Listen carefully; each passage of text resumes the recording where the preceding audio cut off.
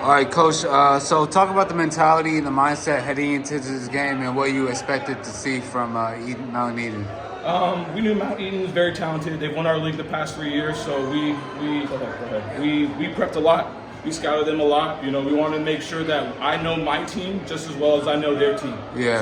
So I can be able to find any advantage we need to win this game, especially because we knew it was going to be close. You're coming off a win. What does it mean to see your team fight so hard to the end and almost have forcing overtime and then coming so close to winning against the league champs? I mean, what does it say about your team, the fight in your team? It means the world to me. At the end of the day, these kids battled today, and it sucks that we didn't come out on top. But it makes me so proud of them.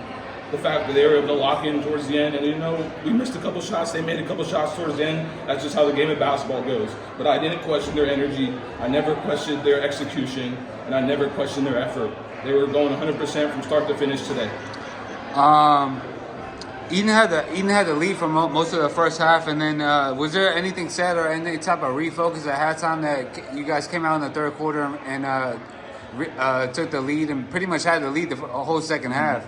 We've been playing down all year, so we've been used to this. And I told them from the jump, they like to come out first and second quarter. Most of the games that I scouted them, they had a great first or second quarter, and there was always one quarter in the third or the fourth quarter where they were a little iffy. So I told them if they do that to us, we got to be able to jump on it. Just being mindful of the situation, I felt like helped our team capitalize on the opportunity. How confident were you heading into overtime, and what was your mindset? How were you feeling heading into talk about the last play in the fourth quarter. Before it went to overtime, what was the play drawn up for that? The play was drawn up was for our point guard to attack the basket, get a couple of screens, and get a shot off. Now he didn't get all the way to the basket. I thought he just touched a little bit at the end, but he definitely got a good shot out there. So my mentality and my confidence is always 10 out of 10 with these kids. Like I told them from the jump, at the end of the game, I'm going to lose my voice, and it's just going to happen. Because I'm going to do whatever I need to do to set you guys up for success. Because you guys always do what you need to do to set up for a game. So I don't want to look back at it and regret anything, and I don't regret anything at all. There's a couple X and O plays here and there that you can be better at or draw up something different. But I don't have any regrets, and my confidence is still 10 out of 10.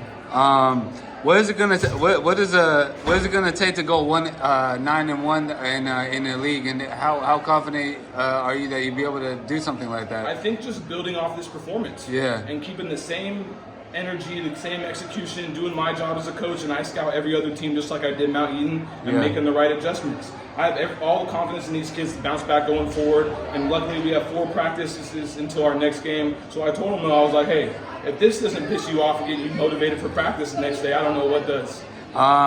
You face Eden again on the 29th, and it's in their house. What are you guys gonna be focusing on that game and seeing what you saw from them tonight? Now you see them played against them in person. Now you know what type of game that they play.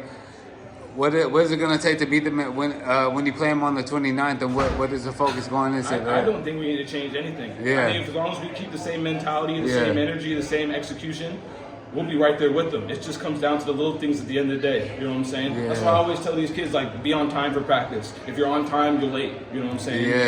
If you're talking while I'm talking during a drill, you missed out on a chance to get that mental opportunity. Like I say I'm talking to player A, and he makes a mistake. But player B is talking to player C.